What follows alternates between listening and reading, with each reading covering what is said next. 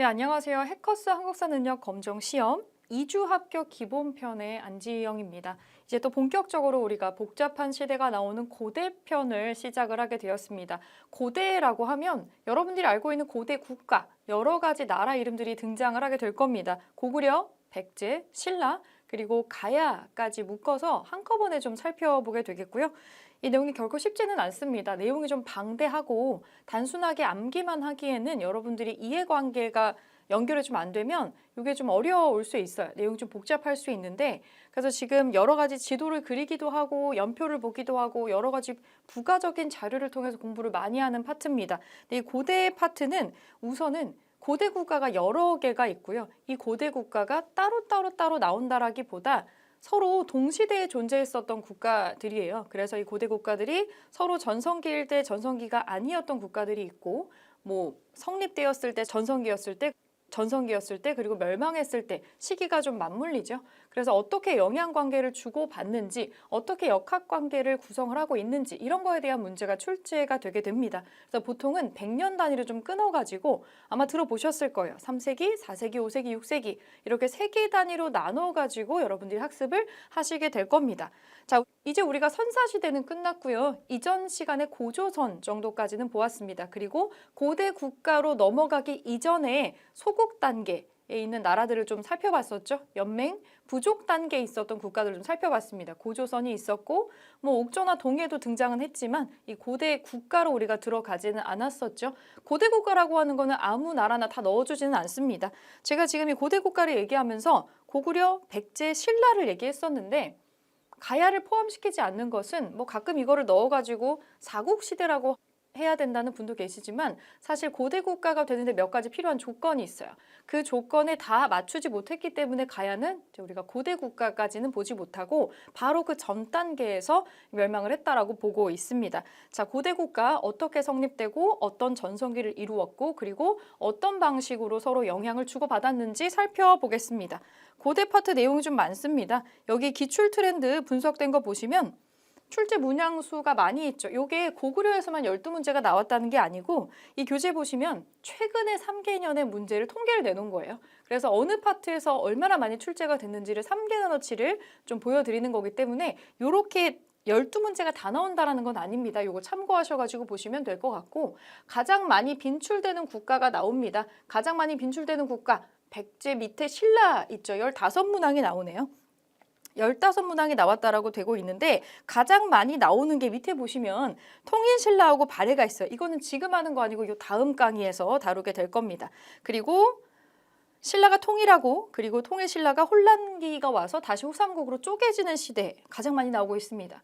여러분이 출제자라면 어떤 문제 내시겠어요? 이거 인증시험이라고 말씀드렸죠? 이거는 기초적으로 한국인이라면 한국사에 대해서 이 정도는 알고 있어야 된다. 이런 거를 확인하는 그런 시험입니다. 그래서 아주 지엽적인 거 내는 게 아니라 당연히 인과관계상으로 중요도상으로 중요한 거 위주로 많이 출제를 하게 되겠죠?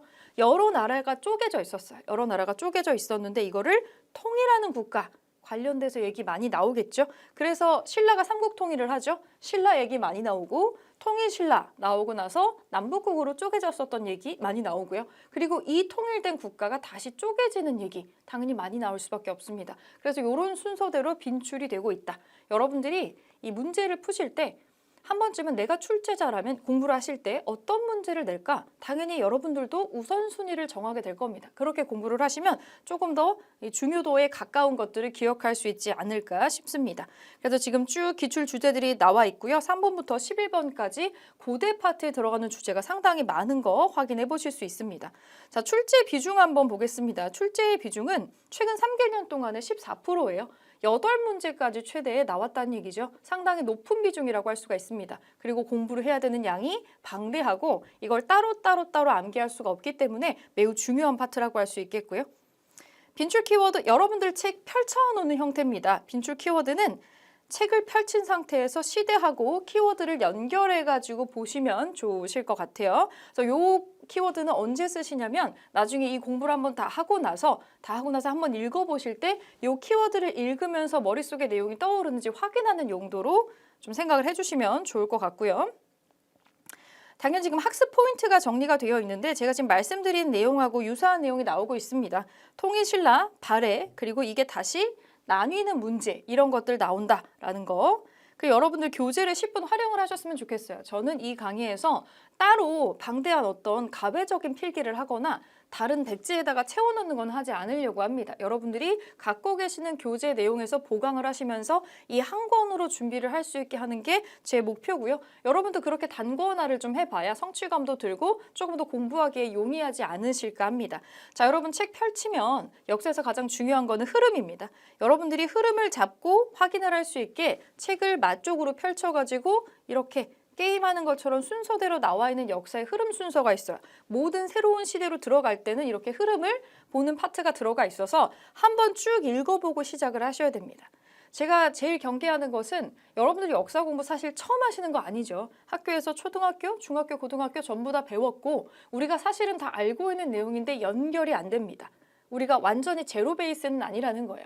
근데 역사는 사실은 흐름을 이해하는 게 가장 중요하기 때문에 내 머릿속에 산발적으로 흩어져 있는 내용을 한번 흐름을 정리하고 거기에 알맞은 흐름에다가 내용을 넣는다라는 방식으로 공부를 하는구나 라고 생각을 해주시면 될 것 같습니다. 여러분들은 책을 펼친 상태에서 흐름 잡기 순서대로 한번 꼭 읽어보고 시작하시는 거 추천을 드리겠습니다.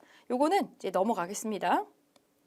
자, 본격적으로 주제를 한번 보겠습니다. 세 번째 기출 주제를 지금 풀게 될 텐데 고구려입니다. 여러분 고구려. 핵심 키워드 나와 있죠. 핵심 키워드. 이게 중요한 게 순서대로 반복이 될 거예요. 고구려, 백제, 신라, 역사 순서대로 보실 텐데 고구려, 백제, 신라라고 하는 거 여러분 사실은 삼국사기를 보면은 제가 필기하는 거는 필요하시면 필기하시고 굳이 다 적진 않으셔도 됩니다. 이해를 돕기 위해서 제가 말씀을 드릴 건데 여러분들이 가장 잘 알고 있는 역사책 가장 많이 배웠던 거 삼국사기가 되겠죠. 삼국사기에서 나오는 역사 순서는 우리가 배우는 고구려 순서부터 건국이 나와 있지는 않습니다. 김부식이 만들었던 삼국사기에는 뭐라고 나오냐면 고구려가 아니라 신라, 고구려, 백제 순서로 건국이 됐다라고 나와 있어요. 근데 역사책이라고 하는 게 삼국사기도 있고 뭐 삼국유사도 있는데 역사책을 편찬한 역사가가 있죠. 이것도 사람이 정리하는 거기 때문에 그 사람의 성향, 그 사람이 생각하는 중요도에 따라서 이건 얼마든지 편집이 될 수 있습니다. 그래서 삼국사기가 우리가 갖고 있는 가장 오래된 역사책이긴 하지만 이걸 액면 그대로 100% 받아들이고 있지는 않아요. 이걸 편찬한 김부식의 경우에는 신라 계통의 후손이기 때문에 아무래도 신라를 먼저 언급하지 않았나 이렇게 좀 추정을 하고 있는 편입니다. 실제로 역사 연대 같은 걸 좀 맞춰보면 그럼 우리가 갖고 있는 거 제일 오래된 거 이것밖에 없는데 어떻게 아느냐. 요 시기에 중국에도 사서들이 존재합니다. 그리고 중국은 그 동시대에 영향을 주고받았던 주변국에 대해서 적어놓은 책들이 있어요. 그리고 그 정사에도 종종 등장하기도 합니다. 그걸 맞춰 보았을 때 우리가 생각하는 원래대로 순서는 고구려 먼저, 그 다음에 백제, 그 다음에 신라가 나오게 됩니다. 가끔 이거를 이 가나다라 순이라고 생각하시는 분도 있는데 신기하게도 가나다라 순서하고도 좀 맞죠. 고구려가 먼저, 그 다음 백제, 그 다음 신라가 순서대로 만들어지게 됐다는 거, 이 순서를 좀 기억하시고 그래서 우리가 고구려를 먼저 한번 볼 거예요. 이 고구려, 여러분들 역사 순서 지금 반복해서 공부하실 겁니다. 고구려 먼저 하고 백제하고 그 다음에 신라 공부할 건데 먼저 만들어진 얘기, 전성기 얘기, 그리고 어떻게 망했는지 관련된 얘기, 이 굴곡의 인생의 곡선 같은 이 굴곡을 크게 한번 나라에 대입을 해가지고 보는 순서대로 나올 텐데 대표적으로 왕의 업적 순서대로 좀 나오게 됩니다. 요거 한번 기억하셔서 이 국가마다 가장 전성기, 체계를 이룬 사람, 전성기를 이룬 사람, 위협을 받았던 사람 이렇게 순서대로 기억을 해주시면 좋을 것 같습니다. 고구려에서 많이 나오는 핵심 빈출 키워드들은 여기 이렇게 되겠어요. 소수리망, 불교, 태학, 장수왕, 남진, 살수대첩, 안시성, 전투. 물론 이거 말고도 여러 개가 있지만 여러분들이 좀 기억하시면 좋을 것들로 한번 위에다가 키워드를 한번 받아놨으니까 요거 한번 보시고 내려가겠습니다. 고구려의 건국과 성장부터 보겠습니다. 여러분 여기 기원전 1세기, 4세기 이런 거 나오죠? 이 세기라고 하는 개념도 굉장히 어려워하시는 분들이 있어요. 왜냐면 이게 우리가 분명히 여기에서 보기에는 여기 숫자가 이렇게 1이라고 나와 있고 4라고 나와 있는데 그러면 100 몇 년이나 400 몇 년이라고 생각을 하지만 그렇게 나오진 않습니다. 이 세기라고 하는 거는 100년 단위로 끊어지는 거를 한 세기라고 보는데 요거는 여러분들이 생각하신 순서랑은 조금 달라서 가령 뭐 118년이라는 연도가 있어요. 그러면 이거는 1세기가 아니고 여기 100단위에다가 플러스 1 해가지고 2세기라고 보시면 됩니다. 그래서 2세기라고 봐야 되고 그러면 230년 하면은 2세기가 아니라 200에다가 하나 더 넣어가지고 3세기다 이렇게 또 볼 수가 있겠죠. 그래서 세기라고 하는 거 생각보다 어렵게 생각하시지만 100단위에다가 하나를 더한 것이 그 시기다라고 보시면 되겠습니다. 이 세기를 아는 이유는 우리가 연도상으로 탁탁탁탁 일일이 다 외울 수가 없거든요. 그래서 크게 100단위로 봐가지고 전성기가 이루어진 거 그렇지 않은 시기 이렇게 특징을 구별을 하고 있기 때문에 보통 지도가 나와도 3세기의 지도다, 4세기의 지도다 이렇게 나오기도 합니다. 그래도 너무 긴장하지 않으셔도 되는 게 요즘에는 예전에는 진짜 세기를 물어보는 문제가 정말 많이 나왔어요. 되게 지역적인 거가 많이 나왔습니다. 여기는 고대 국가 파트여서 익숙해요. 익숙한데 좀 중세 이후 시기로 넘어가면 11세기, 12세기 이런 거 나오면 여기서부터 약간 혼란이 오거든요. 근데 요즘에는 그렇게 잘 안 물어봅니다. 이 뒤의 시기로 넘어가면 약간 고려 시대나 이런 시대 이후부터 넘어가게 되면 이 고려 전기의 특징, 고려 후기의 특징, 조선 전기의 특징, 조선 후기의 특징 이런 식으로 전 후기로 나눠가지고 많이 물어보기 때문에 우리가 좀 큰 덩어리에서 생각을 해볼 수가 있어요. 그래서 조금 더 좀 크게 특징만 외워도 가능하다 문제를 푸는 것이 이렇게 체크해 주시면 될 것 같고 자 고구려 건국부터 성장 한번 보겠습니다. 우리 교재가 여러분들이 꼭 알아두면 좋을 내용으로 압축돼가지고 정리되어 있다는 거 한 번 더 말씀을 드리고요. 네, 고구려의 건국부터 보겠습니다. 사실 여러분 고구려 백제 신라 가야까지 건국신화 초등학교 때 많이 보지 않으셨나요? 이게 만화로도 있고 책에도 많이 나오고 동화책 소재로도 굉장히 많이 쓰였거든요. 건국신화라는 게 존재합니다. 고구려를 세운 사람, 머릿속에 떠오르는 인물이 있으실 텐데 부여계통의 사람으로 활을 매우 잘 쏘았던 주몽이라는 사람이 있었죠. 주몽이 부여 쪽의 언어로 활을 잘 쏘는 사람이라는 뜻입니다. 이 건국신화 기억나시나요? 건국신화 원래는 부여 쪽 사람입니다. 부여 쪽 사람인데 부여도 영역이 굉장히 크거든요. 고조선이 망하고 나서 그 대부분의 지역을 차지하면서 부여가 들어갑니다. 근데 부여도 북부여가 있고 동부여가 있는데 북부여 쪽 사람이라고 보고 있습니다. 북부여에 왕족의 성씨가 해씨입니다. 이 건국신화에는 천재의 아들이라고 나오죠. 해모수라는 인물이 나오고 이 해모수라는 북부여의 왕자가 강의 신의 딸과 연애를 하는 내용이 나옵니다. 하백의 딸 유화 부인이라는 분이 나오죠. 여러분들 머릿속으로 기억나실 것 같아요. 해모수라는 분이 있고 유화 부인이 있습니다. 유화 부인이 있고 이들 사이에서 태어난 아이가 바로 주몽인데 안타깝게도 아이로 태어나지 못하고 알로 태어났다라는 신화를 가지고 있는데요. 이 북부여 왕자였는데 유화 부인하고 정식으로 혼인을 하지는 않은 것으로 보입니다. 아마도 이미 해모수는 혼인을 했던 것 같고 연애만 했던 상태에서 유화를 버리고 다시 북부여로 가버렸어요. 정식으로 인정받은 결혼이 아니었다라는 얘기죠. 되게 나쁘죠. 되게 아침 드라마에나 나올 법한 얘가 나오는데 임신을 한 상태에서 버려진 유화 부인을 거두어 준 게 동부여의 왕입니다. 금무화라는 왕이 이 사람을 거두어 가서 이 거처를 마련을 해주는데 출산을 했더니 알을 낳아서 너무나 이게 흉하다라고 해서 알을 갖다 버리기도 하고 이거를 깨려고도 했는데 안 됐어요. 그래서 이 기이하고 불길한 알을 어쩔 수 없이 유아에게 다시 주었더니 요 알을 잘 케어를 해서 여기에서 아주 건장한 사내 아이가 나왔다. 그리고 이 아이가 5일 만에 일어섰다. 이런 얘기들이 나오고 있습니다. 전형적인 영웅 신화의 모습을 보여주고 있죠. 거기에서 약간 객식구로 성장을 하는 거예요. 근데 모든 영웅 신화에서 보이듯이 범상치 않은 인물이었던 거죠. 똑똑하고 공부 잘하고 운동도 잘하고 거의 못하는 게 없는 엄친아의 면모를 뽐내고 있었고 이 금화가 본인의 아들이 멀쩡한 아들이 7명이나 있는데 자기 아들보다 예뻐했다라고 나옵니다. 그래서 이 친아들들이 굉장히 질투를 해서 죽여버리려고 해서 도망을 치면서 졸본으로 가서 그쪽에서 고구려를 건국했다는 얘기예요. 여러분들이 다 알고 계시는 내용일 겁니다. 잘 기억이 안 나도 이걸로 드라마나 영화도 종종 나왔었기 때문에 머릿속에 지나가는 얘기들이 있을 것 같고요. 졸본으로 피난을 간 겁니다. 어떻게 보면. 피신을 했기 때문에 그 땅을 개국할 땅으로 살펴보고 갔다기보다는 일단 급하게 가서 그 지역의 유력자의 도움을 얻어가지고 고구려를 건국을 합니다. 졸본. 그래서 졸본 지역은 좀 산악지대였고 조금 좁았어요. 그래서 나중에 금방 천도를 합니다. 이 졸본에서 주몽을 도와서 개국을 할 수 있게 가장 크게 도와준 조력자가 바로 이제 그 지역의 유지였던 연타발이라는 사람인데 이 사람의 딸이랑 결혼을 하죠. 소선호입니다. 소손우랑 결혼을 해서 비리와 온조라는 아들을 낳았다라고 하는 설화 기억을 하실 텐데, 자, 주몽, 졸본 지역에서 고구려를 건국을 합니다. 그럼 여기서 우리가 알 수 있는 건 뭔가요? 부여 쪽에서 내려온 부여계통 사람이었군. 이걸 알 수가 있고, 국내성으로 천도하는 건 뭐냐면, 여러분들이 지도 머릿속에 좀 떠올려 보시면은, 그냥 저는 여러분들이 좀 머릿속에 잘 떠올릴 수 있게 아주 직관적으로 그냥 아주 간단하게 우리나라 지도를 직사각형이라고 좀 보면, 여기에서 위에서부터 순서대로 천도를 합니다. 점점 남쪽으로 내려온다라는 거 보시면 될 것 같아요. 점점 졸본에 있다가 국내성으로 갔다가 평양성으로 내려온다. 이런 식으로 쏙쏙쏙 내려온다라고 보시면 됩니다. 천도라고 하는 거 수도를 바꾸는 거, 수도를 옮기는 거를 천도라고 하고요. 자, 동명성왕 또는 동명왕이라고 부르는 주몽. 주몽의 아들이 이제 유리라는 사람이 있었어요. 사실은 소손오 사이에서 자녀는 아닙니다. 졸본 가기 이전에 결혼했었던 진짜 부인과의 소손오 가짜부인이라는 건 아니지만 첫 번째 부인과의 사이에서 낳은 아이가 두 번째 왕이 되죠. 그게 유리왕입니다.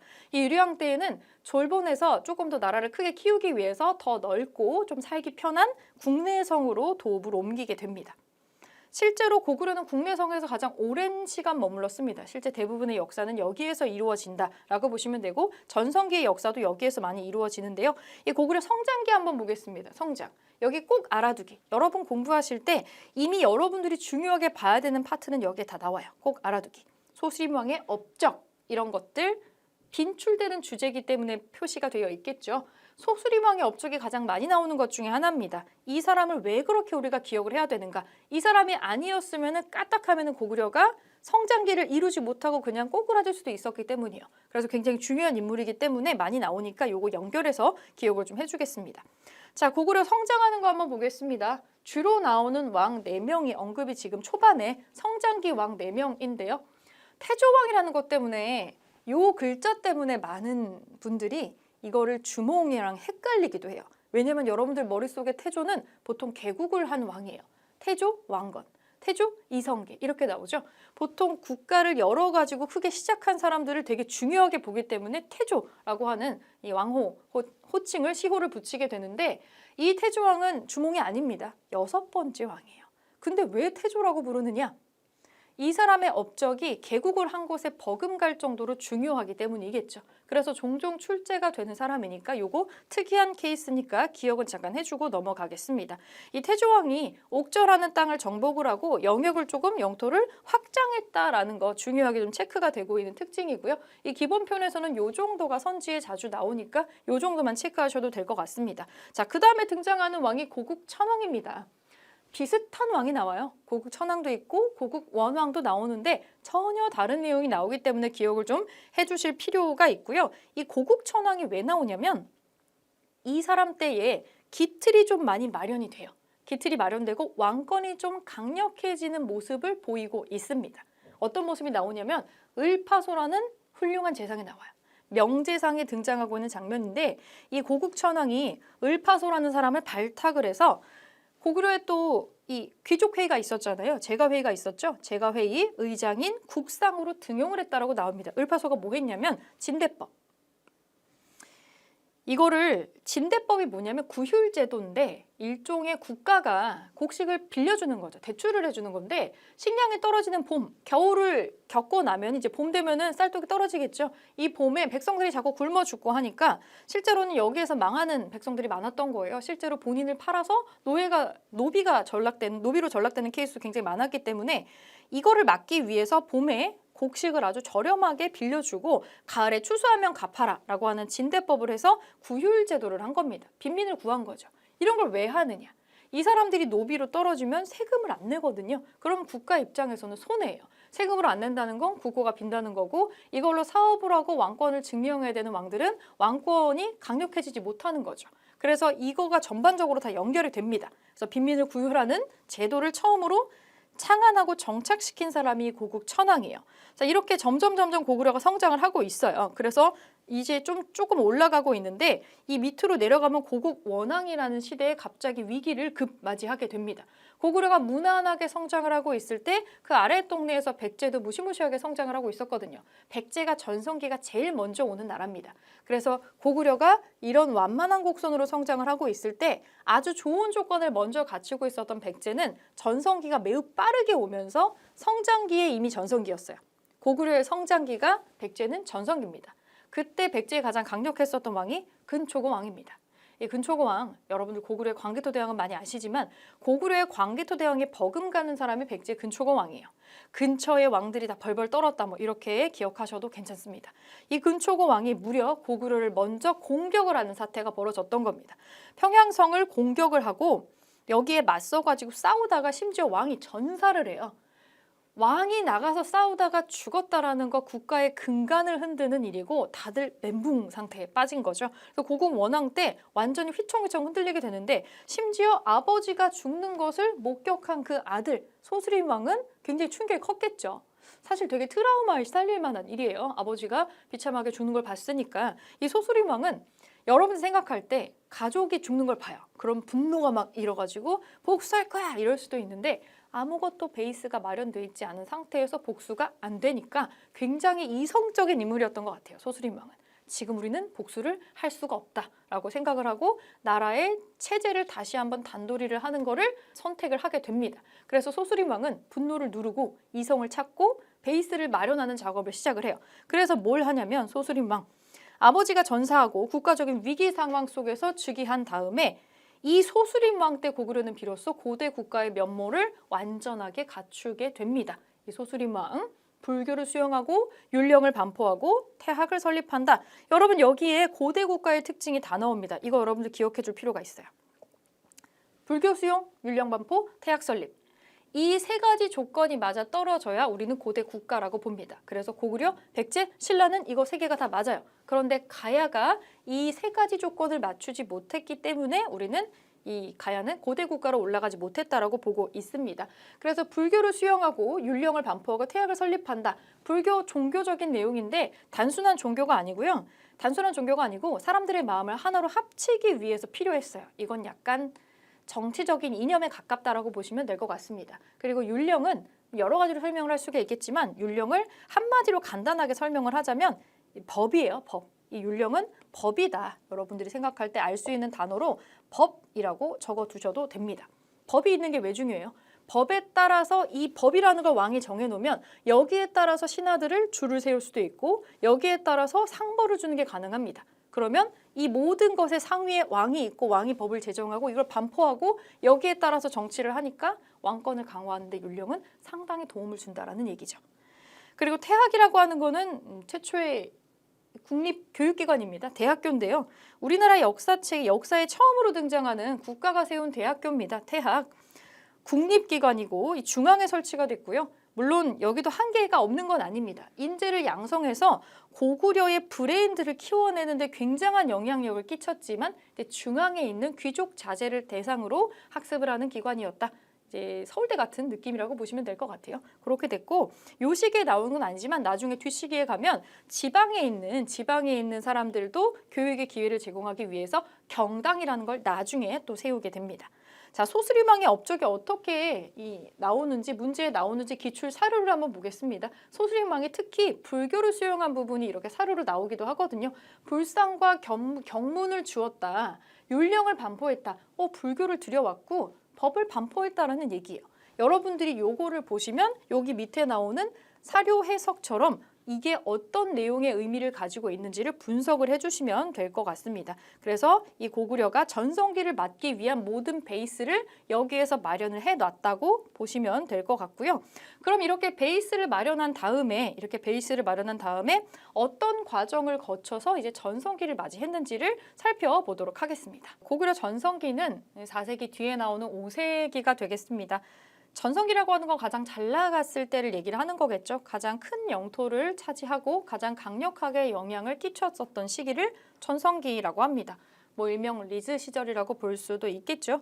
여기에 꼭 알아두기에 나오는 부분은 장수왕이 되는데 보통 전성기라고 하면은 이 국가마다 왕을 한 명을 거론을 하는데 고구려는 특이하게도 부자에 해당하는 두 명의 왕이 같이 언급이 됩니다. 광개토 대왕이 있고요. 장수왕이 있습니다. 이 두 사람을 묶어서 전성기 왕이라고 하는데 특히 장수왕이 한 번 더 수도를 천도를 했다라는 거, 그리고 남쪽으로 영토를 확장하는 남진 정책을 했다는 거 많이 나옵니다. 요거 한번 체크를 해주시면 좋을 것 같습니다.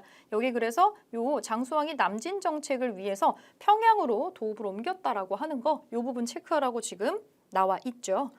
장수왕은 남진 정책을 하고요. 그 아버지였던 광개토 대왕은 위쪽으로 영토를 확장을 합니다. 이 북진 정책이라고 하죠. 그래서 남북으로 영토가 가장 크게 확장이 되는 게 가능했었던 시기라고 보시면 되는데, 이 광개토 대왕은 굉장히 이른 시기에 임금이 되어서 왕이 되어서 전쟁에 탁월한 재능을 보입니다. 사실 근데 광개토 대왕이 이렇게 정복 전쟁에 몰입할 수 있었던 이유는 이전에 소수림 왕이라고 하는 사람이 기틀을 다 다져놓고 고대 국가로서의 체계를 다 마련을 해놨기 때문에 가능했었던 일이겠죠. 광개토 대왕, 얼마나 땅을 넓혔으면 이름이 광개토 대왕이라고 들어가 있겠어요. 땅을 넓게 열었다라는 뜻입니다.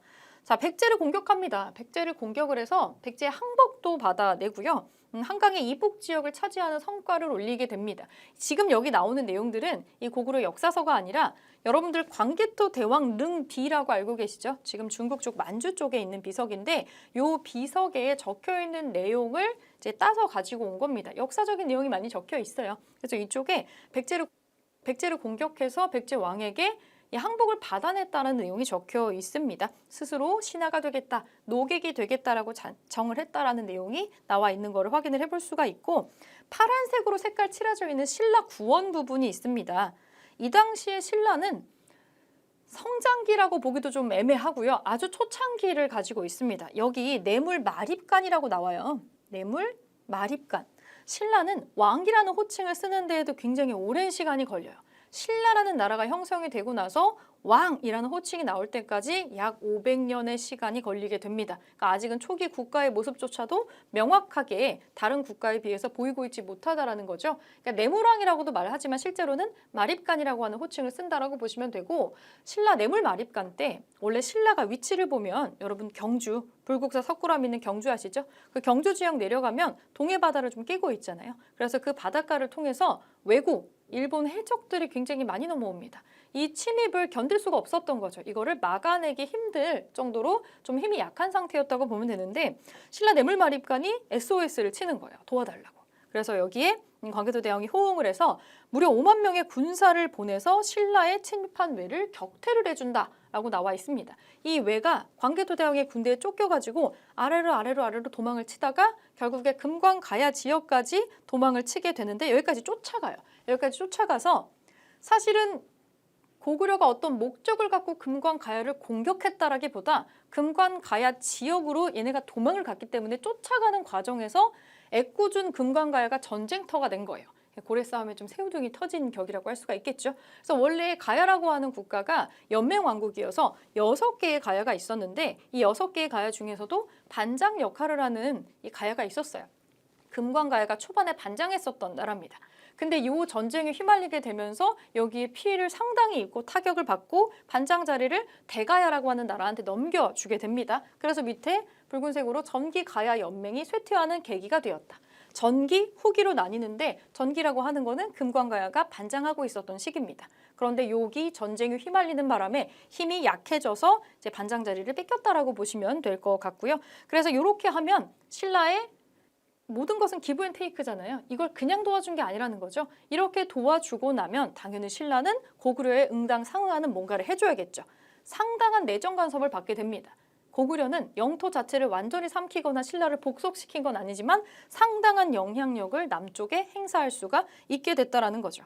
여기에서 여러분들이 하나 기억해주면 좋은 거는 이 뇌물 마립간이 요청해서 오만을 보내줘가지고 사이가 서로 긴밀해졌다 라기보다는 거의 뭐 신화국가에 가까운 모습을 좀 보여주고 있는데, 역사책에 요렇게 적혀는 있지만, 그러니까 그 기록에 이렇게 적혀는 있지만 실제로 신라와 고구려의 관계가 이랬는지를 확인할 수가 없었는데, 어떤 유물을 통해서 실제로 이런 관계가 형성이 돼 있다는 게 확인이 됐었죠. 이 유물이 경주 쪽에서 발굴이 된 유물이 있습니다. 국립중앙박물관에서 보실 수가 있는데, 아마 문화사 파트에서 혹은 이 파트에서 종종 이 사진 이미지와 함께 출제가 될 수도 있는 부분이에요. 그래서 여러분들이 이 부분에 살짝 적어주시면 좋은 게 이 아래쪽에 조금 적어 놓으면 좋을 것 같아요. 호우명 그릇 또는 호우 그릇이라는 게 있습니다. 요거 2015년에 단순 유물이 아니라 보물로 격상된 유물인데 국립중앙박물관 고구려실에서 보실 수가 있고요. 요게 경주의 호우총이라는 고분에서 발굴이 됐던 거예요. 아주 녹이 슬어 있는 청동 그릇이었는데 바닥에 글자가 적혀 있었고 그 글자를 판독을 해보니 광해도 대왕이 돌아가시고 나서 사망하고 3주기가 되는 아마 기일에 그 제사에 참석했었던 사람들을 대상으로 나눠줬었던 일종의 기념품이었다는 게 밝혀졌어요. 그런데 신라의 귀족이 그 제사에 참석을 해서 이거를 받아와서 간직을 하다가 자기 무덤에까지 넣었다라고 추리를 해볼 수가 있는 거죠. 물리적인 거리가 엄청나잖아요, 고구려하고. 그런데 기일에 참석을 했다라는 거는 그 정도의 영향력을 행사를 하고 있었고 그런 관계에 있었다라고 볼 수가 있겠죠. 그래서 역사적인 내용을 증명하는 유물로 이 호우명 그릇이 있습니다. 여기에 광해도 대왕의 이름도 크게 언급이 되는 게 있어요. 이것도 하나 체크해 주시고 광해도 대왕 시절에 고구려가 얼마나 전성기였는지가 중요하게 드러나는 특징이 연호를 썼다는 겁니다. 연도에다가 나만의 호칭을 붙였다는 거죠.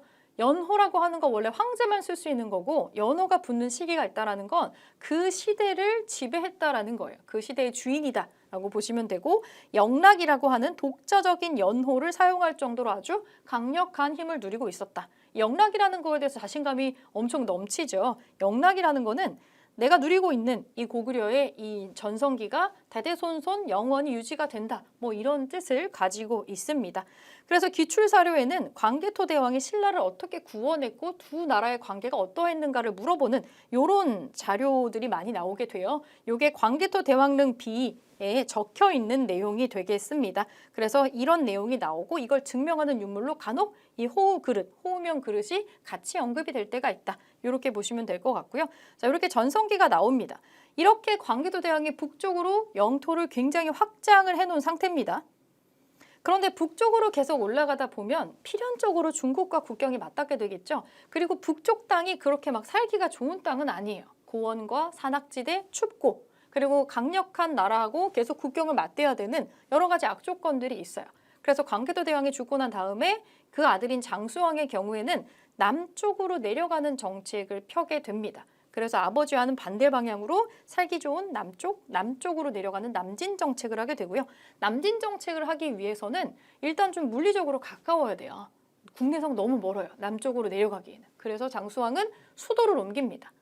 북쪽으로 아버지가 크게 영역을 확장하면서 전성기를 누리게 해줬던 이 마침내 국내성을 버리고 평양성 쪽으로 남쪽으로 한반도로 쑥 들어오게 되는 게 장수왕 때입니다. 별표가 지금 3개가 들어가 있죠. 3개. 왜냐하면 한반도 안쪽으로 들어와서 영향력을 깊숙하게 행사하기 시작하는 시기이기 때문에 이렇게 별표가 땡땡땡 나와 있습니다. 평양천도, 남진정책을 본격화합니다. 여러분 이 강력한 고구려가 아래쪽으로 내려오면 그 밑에 있는 나라들은 얼마나 압박을 받겠어요. 안쪽으로 쑥 들어오거든요. 그래서 이 고구려가 남하하는 거에 긴장을 하게 되어서 장수왕이 남진 정책을 펴게 되면 평양청도를 추진하게 되면 그 밑에 백제하고 신라하고 뭐 가야도 있겠죠. 특히나 백제랑 신라가 굉장히 두려움에 떨게 됩니다. 우리 땅까지 쳐들어오려고 그렇게 내려오는구나라고 당연히 생각을 하겠죠. 그래서 이 백제와 신라가 뭘 하면 좋을까요?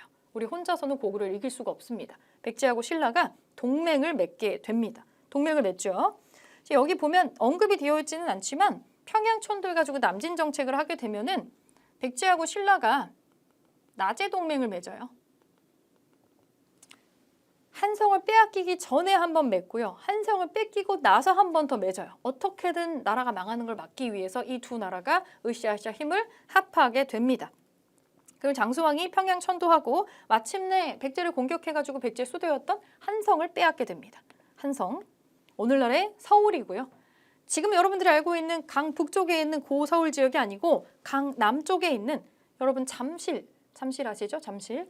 올림픽 공원 있는 잠실 아시죠? 그 일대가 지금 현재 한성의 일부 성을 구성하는 자리였다고 비정이 되고 있습니다. 그래서 그 안쪽에 몽촌 여러분들이 막 피크닉하는 그 올림픽 공원의 잔디 언덕 있죠? 우리가 밟고 뛰어다니는 그 잔디 언덕이 최소 1500년에서 1800년 전으로 추정되는 백제의 토성입니다. 몽촌 토성이에요. 그리고 바로 길 건너에 아파트가 잔뜩 들어가 있는 풍납토성이라는 성이 또 하나 있습니다. 요거 두 개를 합쳐서 우리가 백제의 한성이었을 거다라고 보고 있죠. 각각의 유물과 유적이 많이 발굴이 됐습니다. 그래서 한성이 있었어요. 한성이 있었는데 백제 수도는 한성을 공격해서 백제의 계로왕이 이때 죽습니다. 혹시 기억하시나요? 여기 여러분들이 한번 또 들어보셨을 법한 내용이 적혀 있는데 백제 계로왕이 한 번에 무너진 게 아니고 약간 좀 책략을 썼어요. 방심할 수밖에 없도록 하는 책략을 씁니다. 장수왕이 뭘 했냐면 승려인 도림이라는 사람을, 스님이기 때문에 국경을 넘어서 돌아다니는 게 비교적 자유로웠던 승려 도림을 첩자로 보내서 계로왕의 베스트 프렌드를 만들어 버립니다. 사전 조사를 했겠죠. 이제 프로파일링을 해서 이 사람이 뭘 좋아하는지를 알아낸 겁니다. 이 계로왕이 바둑을 굉장히 좋아했다고 나와요. 바둑을 잘 두기도 했고 바둑을 좋아하기도 했고 나라 안에서 계로왕이랑 겨룰 사람이 아무도 없을 정도로 바둑을 잘했대요. 근데 또 바꿔 생각해보면 누가 왕을 이기려고 했을까 싶기도 해요. 이렇게 해가지고 이 바둑의 어떤 신처럼 군림하고 있었던 계로왕. 그래서 바둑을 잘 두는 고수들에게 굉장히 많은 관심을 갖고 있었다고 합니다. 도림이라는 사람을 보냈는데 도림이 또 바둑을 그렇게 잘 둡니다. 갑자기 나타난 도림이 이 계로왕과 바둑을 두었는데 너무 잘 두는 거죠. 이 밀당을 굉장히 잘했던 거예요. 그래서 너무 재밌는 거죠. 이 계로왕은 승려 도림이랑 바둑을 두는 그 나날이 너무너무 즐거웠어요. 너무 기쁘고 즐겁고 행복합니다. 그래서 베스트 프렌드가 된 승려 도림이 영원히 백제에서 같이 살아줬으면 좋겠다라고 생각을 하게 되는데 완전히 자기 사람이 됐다라고 생각이 되었을 때쯤에 도림이 이제 이것저것 얘기를 하는 거죠. 여기 백제 너무 살기 좋고 이게 다 너의 덕이다 라고 이제 좀 띄워주면서 근데 백제가 사실 뭐 고구려보다 못한 거 한 개도 없는데 궁궐이 너무 조그만 거 아니야? 뭐 이런 식으로 슬슬 건드리는 거예요. 이 정도 되는 국가에서 이렇게 조그만 성에 살다니 너의 어떤 명성이 아깝다 이러면서 뭔가 자꾸 사부작사부작 건드리는 거죠. 근데 듣고 보니까 맞는 말 같은 거예요. 그래서 굳이 안 해도 되는 쓸데없는 대공사를 일으키게 됩니다. 궁궐을 크게 확장하는. 이게 뭐가 문제가 되냐면 예전에는 그 정도 되는 토목공사를 일으키려면 평소에는 군인이었다가 그 정도의 토목공사가 일어나면 이 사람들이 가서 일을 해야 되거든요. 이거 쌓는 거를 이 병사들이 해야 되는 거예요. 그래서 이것 때문에 국방이 비는 거죠. 이런 일들이 일어나게 되어서 국방이 좀 약해졌을 때 도림이 지금이에요 라고 장수왕에게 뭔가를 알려주어서 장수왕이 잘 훈련된 대규모 군단을 이끌고 한성을 침략을 하게 됩니다. 여기서 계로왕은 탈출을 하려다가 그마저도 실패한 채로 비참한 죽음을 맞이를 하게 되고요. 이때 백제는 거의 망할 뻔했어요. 거의 망할 뻔했는데 다행히도 아들 또는 동생이 그 당시에 한성에 있지 않아서 후계자가 죽는 것을 면했어요. 그래서 한성으로 들어오지 않고 한성을 빼앗긴 상태로 남쪽으로 급하게 천도를 하게 되죠. 그게 오늘날의 공주 지역입니다. 예전 이름은 웅진이라고 하는 곳으로 천도를 하게 되죠. 이렇게 마침내 한성을 함락시키고 한강을 빼앗게 됩니다. 그래서 장수왕이 이 남쪽으로 영토를 크게 이제 확장을 시키게 되고요. 이 장수왕 때 아버지의 업적과 고구려의 역사를 웅장하게 묘사한 광개토 대왕릉비라고 하는 요 엄청난 유적을 건설을 하게 됩니다. 이걸 뭐 유물이라고 해야 될지 모르겠어요. 너무 거대하기 때문에 이게 안타깝게도 우리나라에 없죠. 광개토 대왕릉비라고 되어 있잖아요. 대왕릉비라고 하는 거는 이거 무덤 앞에 있었던 비석이라는 거죠. 하지만 안타깝게도 무덤은 현재 남아있지는 않고 비석만 존재합니다. 이 광개토 대왕릉비는 높이가 6m가 넘습니다. 무게는 37톤이 넘어요. 이거는 가져갈 수가 없었기 때문에 어떻게 보면 남아있다라고 보시면 되는데 여기 엄청난 규모의 비석의 앞면, 뒷면, 양쪽 옆면에 고구려가 개국한 것부터 시작해가지고 광개토 대왕의 업적까지가 아주 빼곡하게 역사서처럼 적혀 있습니다. 이게 아주 소중한 역사책의 역할을 해주는 거죠. 근데 여기에 돌이다 보니까 몇 군데 중요한 부분의 글자가 판독이 안 되는 부분이 있어요. 그것 때문에 우리가 일본과 역사 논쟁에 조금 시달리기는 합니다만 정황상 우리가 해독하는 쪽이 조금 더 사실에 맞는다라고 지금은 모두 동의를 하고 있습니다. 그래서 고구려 건국신화, 정복활동 이런 것들이 다 기록이 되어 있어요. 아버지가 사망하고 나서 그 아들이 아버지의 업적을 기록하고 널리 알리기 위해서 세운 비석이다라고 보시면 되겠습니다. 우리나라에는 없습니다. 이거 보시려면 중국 가야 되죠? 자, 그러면 고구려가 전성기를 이렇게 맞이했는데 고구려의 대외 관계는 어땠으며 어떻게 멸망했는지 보겠습니다. 대외 관계하고 멸망이 연결이 되어 있어서 같이 보는 거예요. 자, 5세기에 전성기를 누립니다. 그리고 6세기에서 7세기에 해당하는 시기에 대외 전쟁이 좀 많이 있었고 그리고 나서 멸망하게 되는 과정을 거치게 됩니다. 대외 항쟁. 여러분 고구려 언급할 때 느낌 어떤가요? 우리가 고구려 하면은 사실 초등학교 정도 되는 친구들한테 고구려 백제 신라 중에 누가 제일 좋아? 라고 물어보면 남자 친구들은 거의 모두 거의 90% 이상이 고구려라고 대답을 합니다.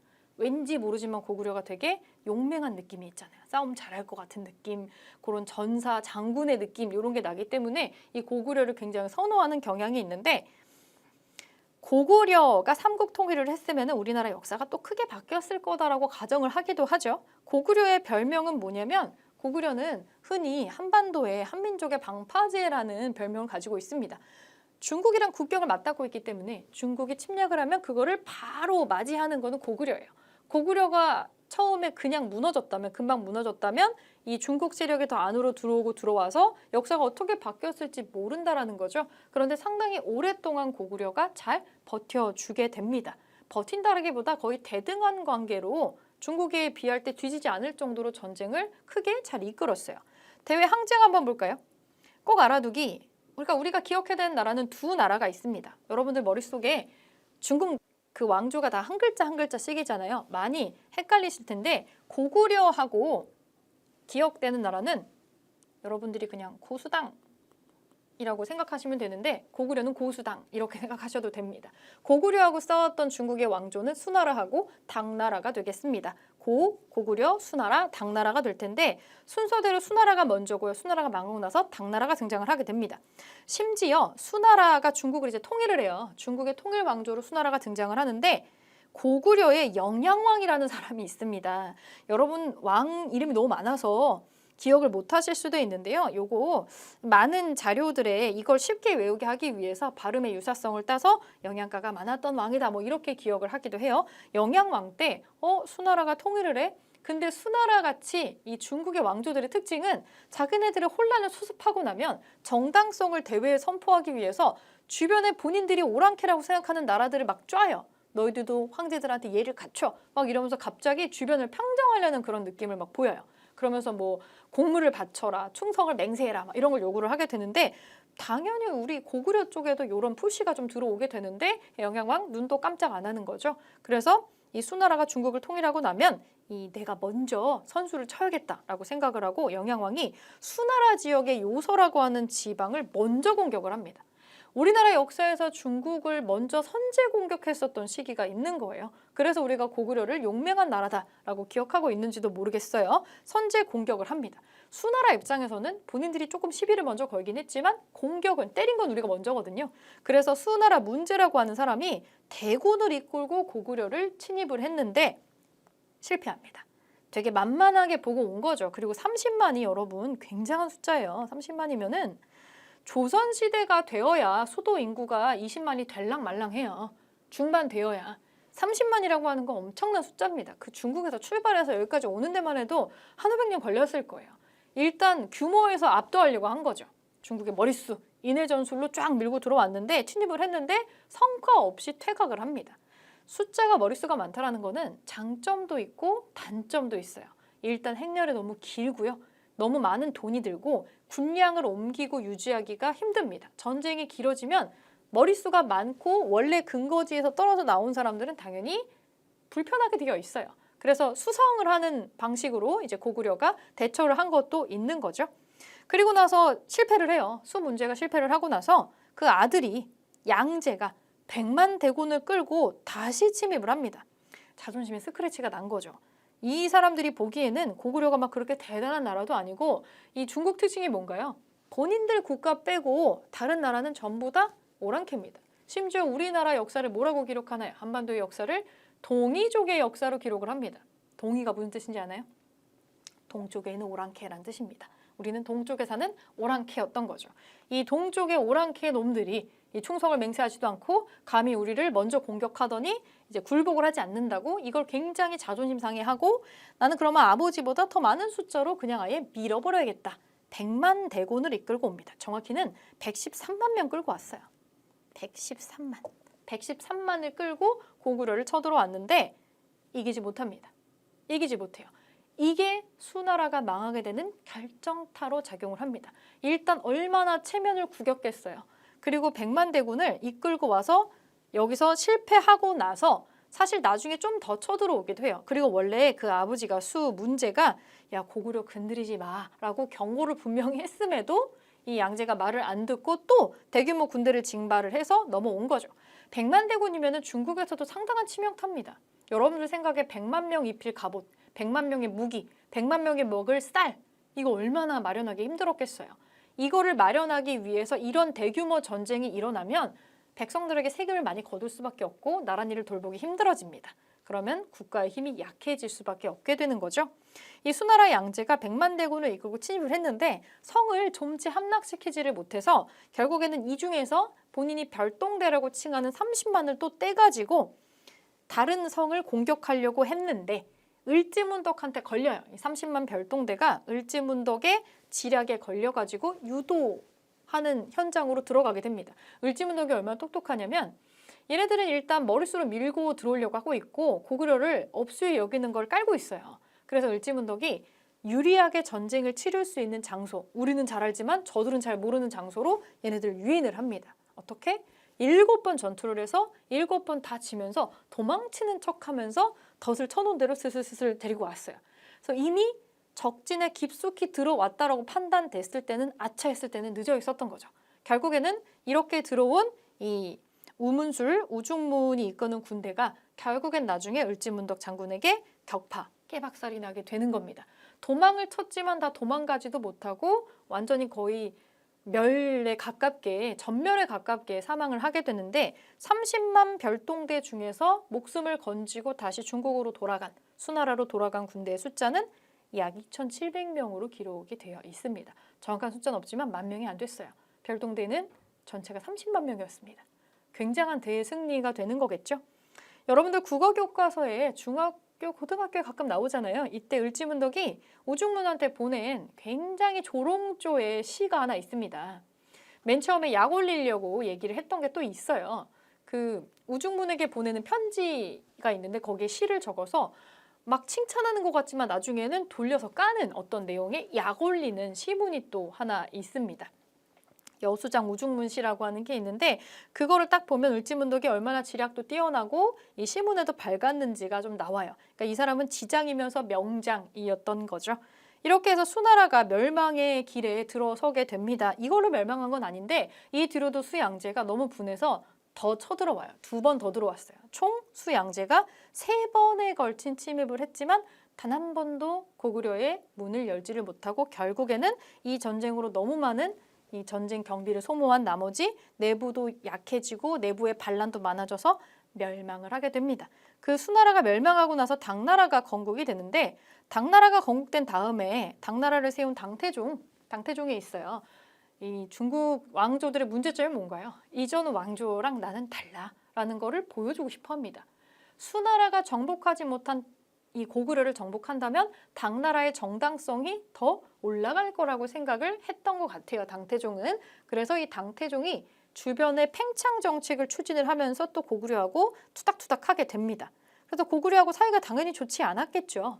이 고구려는 수나라와의 전쟁을 겪으면서 이 국경지대의 방비를 항상 해놓을 필요가 있겠구나라고 생각을 하고 천리장성이라는 걸 축조를 하게 됩니다.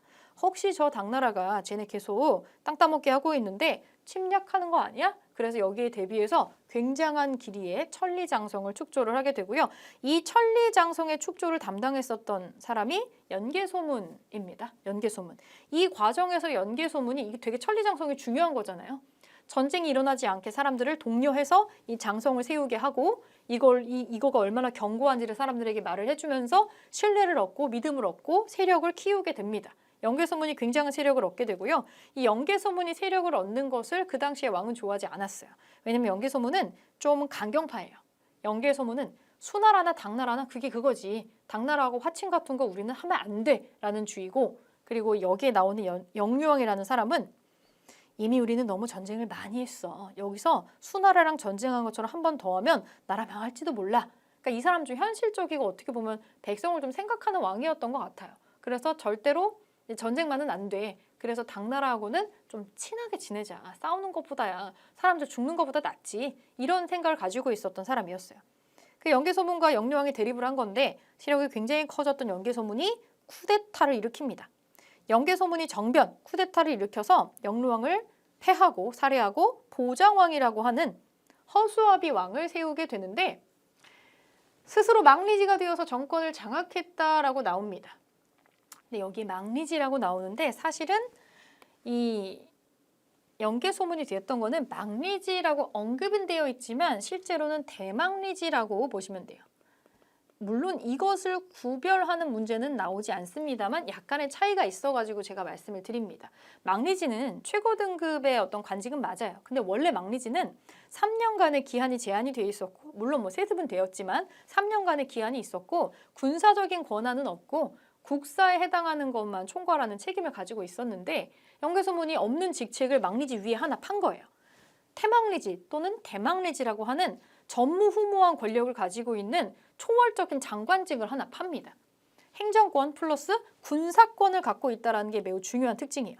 군권을 장악하고 있는 고구려의 최고 관직이고 스스로 대망리지에 등극을 합니다.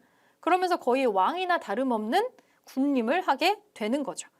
이 당태족이 나중에 이 정변을 좀 꼬투리 삼아서 어떻게 신하가 왕을 폐할 수 있니? 라고 하면서 원래 중국이 좀 이런 거 보면은 이런 걸 도저히 이 중원으로서 두고 볼 수가 없다라고 이상한 명분을 대면서 많이 쳐들어오잖아요. 이때 당태종이 침략을 합니다. 침입을 하고 전투를 벌이게 되는데 이거 동명의 영화도 있었죠. 안시성. 전투를 시작했는데 원래 가려고 했었던 루트의 성들을 격파하지를 못하고 다른 쪽 성으로 우회를 하는 과정에서 안시성이라는 곳에 도달을 하게 됩니다. 안시성 작은 성이에요. 당태종은 이 성을 별로 대단하게 생각하지 않았습니다. 우리도 마찬가지인데 이 안시성에서 굉장한 어떤 저항을 해서 안시성을 넘지 못했습니다. 이 안시성 전투에 별표 땡땡땡 달려있죠. 당태종은 침입을 했지만 안시성에서 격파를 당하게 돼요. 아주 오랫동안 시간과 군사와 돈을 낭비를 하고 당태종은 굉장한 부상을 입고 철수를 하게 됩니다. 이 영화에 보면 신궁이라고 전해지는 주몽이 쐈던 활이라고 하는 거가 전해져가지고 이거를 쏴서 당태종의 눈에다 그걸 맞았다라고 되어 있는데 실제로 눈을 맞았는지는 정확하지 않아요. 눈을 맞았는지 정확하지 않지만 심각한 부상을 입고 후퇴를 한 것만은 확실합니다. 이렇게 수나라와 당나라를 동시에 막아냈다라는 게 나온다라는 거죠. 그래서 밑에 지금 기출사료 하나가 나옵니다. 을지문덕과 살수대첩의 내용이 좀 나오고 있어요. 살수대첩하고 다른 전투로 좀 많이 헷갈리는 경우가 있는데 살수대첩은 이걸 막아가지고 두굴 터트려서 한 게 아닙니다. 나중에 나오는 강감찬의 흥화진 전투하고 많이들 헷갈리지만 귀주대첩이나 이런 거만 헷갈리는데 그런 건 아니고 살수 인근에서 크게 격파했다라고 살수대첩이라고 한다라고 보시면 될 것 같고요. 이렇게 잘 나가던 고구려는 언제 망하느냐? 지배층이 내분이 되는 거죠. 영계소문이 대망리지가 됩니다. 영계소문이 살아있을 땐 괜찮아요. 살아있을 땐 괜찮은데 이렇게 강력한 권한을 누리고 있었던 사람이 죽으면 이제 문제가 될 수가 있는 거죠. 자, 지배층의 내분, 수나라와 당나라와의 연속된 전쟁으로 인해서 고구려의 국력이 상당히 약해진 상황에서 영계소문이 사망을 합니다. 영계소문이 사망하고 나서 영계소문의 동생 그리고 영계소문의 아들들 사이에서 내분이 일어나게 됐던 거예요. 서로 대망리지가 되려고 싸웠다라는 얘기죠. 그때 그 연계소문의 장남이 있습니다. 연남생이라는 연계소문의 장남이 있는데 이 정권 다툼에서 밀려나서 중국으로 투항을 하게 돼요. 그리고 나중에 고구려가 멸망하게 되는데 거의 스파이 노릇을 또 하게 됩니다. 이 당나라 쪽에서 벼슬도 받았다라고 되어 있어요. 그래서 영계소문의 아들 연남생, 연남산 이 아들들이 각각이 본인들을 스스로 대망리지로 지칭을 하고 아버지보다 더한 권력을 누리기 위해서 태대망리지라고 하는 관직을 또 새로 만들었다라는 기록도 나옵니다. 그리고 영계소문의 동생도 나중에 권력 싸움에 좀 들어갔다가 신라로 투항하는 기록을 좀 보이고 있고요.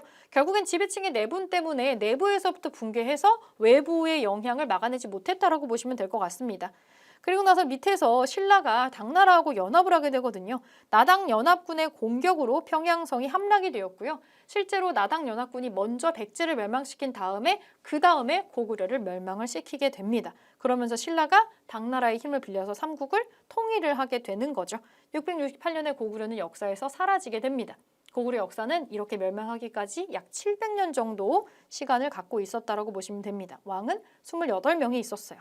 자, 여러분들 여기 한번 쭉 양쪽으로 읽어보시고요. 이 날개 부분에 퀴즈, 개념 다지기 꼭 한번 체크해보시고 넘어가겠습니다. 자, 문제 어떻게 나오는지 한번 보겠습니다. 기출문제 어떻게 나올까요? 기출문제, 고구려 파트에서 나온 기출문제 좀 보겠습니다. 자, 소수림왕에 대한 문제네요. 소수림왕은 정말 자주 나오는 문제 중에 하나고요. 가에 들어갈 내용으로 옳은 것은 물론 여러분들이 문제 푸실 때에는 소수림왕이라고 써있진 않겠죠. 여러분들이 이걸 읽으면서 아, 이 왕이 무슨 왕이구나 라고 알아내야 되는 파트입니다. 고구려의 땡땡땡 왕에 대한 조사한 내용을 올려주세요. 생애와 업적, 평가가 나옵니다. 자, 고국 원왕의 아들이고요. 여러분이 힌트를 얻을 만한 단어는 불교를 수용했고요. 국가의 통치 체제를 정비했다는 평가를 받고 있습니다. 자, 업적에서 불교 수용이 나오기 때문에 연달아서 나올 수 있는 특징들이 있어요. 그러면 그 연달아서 나오는 특징이 뭐냐? 불교 수용한 고구려의 왕은 소수림 왕이죠. 그럼 소수림 왕이 고대 국가 체계를 맞추기 위해서 불교도 수용하고 뭐하고 두 가지를 더한 게 있었죠. 네, 율령을 반포하고 태학을 설립한 기록이 있었습니다. 그거를 찾아주시면 되겠죠. 바로 1번에 태학 설립이 나오고 있습니다. 요거 답은 1번이 되겠죠. 자, 밑에 힌트 어떻게 찾았는지 맞는지 한번 보겠습니다. 고구려 땡땡땡 왕, 고국 원왕의 아들이고 실제로 아빠가 주는 걸 봤어요. 불교를 수용했다. 체제를 다시 정비하는 사람이죠. 소수림 왕입니다. 그래서 태학을 설립하고 여기다 메모를 해놓는다면 율령을 반포했다라고 기록을 해놓을 수도 있겠죠. 자, 오답 체크 한번 보겠습니다. 병부 설치했다라고 하는 건 일단 고구려에 해당하는 내용이 아니고 뒤에 언급할 신라의 버풍왕에 했었던 일이고 화랑도도 신라에 나오는 내용이고 웅진천도는 백제 얘기입니다. 고구려 거 1번밖에 없었어요. 이렇게 답 찾아주시고 오른쪽에 2번 보겠습니다. 전성기 이룩한 왕으로 강개토대왕도 자주 나오는 주제인데 자, 이것은 아까 언급했던 내용으로 문제가 바로 나오고 있습니다. 경주에 고분에서 출토된 청동 그릇입니다. 고분, 주인이 누군지 모르지만 귀족이나 왕족의 무덤으로 추정을 하고 있다라고 하는 호우총에서 출토된 청동 그릇입니다. 바닥면에 뭐뭐를 상징하는 나타내는 글자가 새겨져 있어서 당시 신라와 고구려의 관계를 알 수가 있습니다. 가는 군대를 보내 신라에 침입한 외를 격퇴하였습니다. 오만의 군대를 보냈죠. 뇌물 마립간의 요청으로 이 왕은 광개토 대왕입니다. 이렇게 호우총, 청동 그릇이라고 유물이 나와 있습니다. 요 그릇 이렇게 나와 있는 거 모양도 한번 기억을 해주시면 이렇게만 봐도 여러분들이 좀 많이 확인을 할 수가 있을 것 같고요. 글자는 바닥면에 있습니다. 바닥면에 새겨져 있어요. 자, 광개토 대왕에 대한 설명으로 옳은 거 한번 골라보겠습니다. 바로 보이는 거. 태학을 설립한 거는 방금 전에 봤었던 소수림 왕의 업적이었죠? 아니네요. 낙랑군을 몰아냈다라고 나오지 않습니다. 낙랑군을 몰아내는 거는 더 이전이 되겠습니다. 천리장성을 축조했다. 이거는 뒷시기의 연개소문 시기에 나오는 얘기죠. 영락이라는 연호를 사용했다. 이게 연호를 사용했던 게 광개토 대왕의 특징입니다. 답은 4번이 되겠고요. 자, 광개토 대왕을 어떻게 알 수 있었는지 정답 길잡이 우리랑 똑같이 찾은 거 지금 볼 수가 있고 전성기를 이끌었던 왕이다라는 내용 같이 체크를 해 주시고요. 태학을 설립한 거 이전에 소수림 왕, 낙랑군을 몰아낸 거는 광개토 대왕 또 이전이죠. 미천왕이라는 사람이 있었고 낙랑군만 몰아낸 게 아니고 낙랑과 대방을 같이 몰아내어가지고 영토를 확장하는 그런 왕입니다. 미천왕. 천리장성 축조했다. 이거는 연개소문을 대변할 수 있는데 시기상으로 왕이 어디에서 어디까지 해당하는지가 나오고 있습니다. 그리고 나중에 천리장성이 한 번 더 나와요. 고려시대에. 그거는 그때 한번 다시 말씀을 드리도록 하고요. 자, 3번 문제 보겠습니다. 이거 55회에 기출된 건데 광개토 대왕 다음에 장수왕이 나와요. 실제로는 장수왕 문제가 조금 더 자주 나옵니다. 여러 가지 국가 간의 관계가 얽혀있기 때문인데 자, 3번의 주제는 장수왕의 한성 함락과 안시성 전투 사이의 사실인데 이런 게 어렵죠, 은근히. 시기와 시기를 알아야 되기 때문에 좀 어려운데요. 가와 나 사이의 시기에 있었던 사실로 옳은 것을 골라보겠습니다. 장수왕 63년 왕이 군사 3만 명을 거느리고 백제에 침입해서 도읍인 한성을 함락시키고 백제왕을 죽였다. 장수왕 때 백제를 침입해서 도읍을 함락시키고 백제왕을 죽였다. 이때 죽은 왕은 계로왕이 되겠죠. 계로왕이 죽었다라는 거 알 수가 있고, 나를 보겠습니다. 보장왕 4년, 마지막 왕이에요. 고구려 마지막 왕입니다. 당의 여러 장수가 안시성을 공격하였다. 근데 어쩌고 저쩌고 토산을 쌓았는데 결국에는 토산을 빼앗았다. 이렇게 나와 있습니다. 요거는 마지막 왕 시기에 당나라하고 전투를 하던 시기인데요. 그럼 우리가 봐야 되는 거는 이 사이에 무슨 일이 있었냐라는 거죠. 장수왕에서, 전성기 장수왕에서 멸망시기 보장왕 사이에 있는 왕을 찾아주면 되겠습니다. 자, 1번 먼저 보겠습니다. 원종과 애노가 봉기하였다. 이거는 시기적으로 좀 한참 뒤로 가야 됩니다. 이거는 신라 하대에 하는 통일신라 하대에 해당하는 얘기고요. 그래서 이거는 심지어 신라에 대한 얘기이기 때문에 해당 사항이었고, 김흠돌 반란을 도모했다. 이거 신라의 신문왕의 장인어른입니다. 요거 여기에 해당하지 않아요. 통일신라 시기 뒤로, 통일신라 쪽으로 넘어가야 되니까 시기적으로 조금 더 훨씬 뒤에 있습니다. 자, 을지문덕이 수의 군대를 물리쳤다. 이게 답이 되겠네요. 이게 답이 되겠죠. 을지문덕 장군이 수나라의 군대를 물리치고 그 다음에 당나라가 나오는 거기 때문에 요 사이에 나올 수 있는 얘기가 되겠습니다. 답은 3번이 되겠고요. 장문휴가 당의 산둥반도를 공격하였다. 장문휴가 언급이 되는 거는 이 사람 발해 사람입니다. 그래서 시기적으로 뒷시기, 보장왕의 뒷시기가 되겠죠. 고구려가 멸망하고 나서 이 고구려를 계승하면서 만들어진 나라가 발해이기 때문입니다. 그래서 3번을 답으로 찾았고요. 뒤쪽에 밑에 우리가 어떻게 힌트를 찾았는지에 대해서 여러분들 문제 먼저 풀어보신 다음에 정답을 길잡이에서 어떻게 찾았는지 한번 보시고, 아예 모르시겠으면 그냥 바로 길잡이부터 보면서 체크해 주셔도 됩니다. 지금은 연습을 하는 단계니까. 자, 4번 보겠습니다. 안시성 전투입니다. 다음에서 보도하고 있는 사건이 일어난 시기를 연표해서 옳게 고른 것은, 그림이 하나 나오고 있고요. 우리 고구려군이 당군에 맞서서 치열하게 싸우고 있습니다. 당군이 성벽보다 높은 흑산을 쌓아서 공략을 시도하고 있는데요.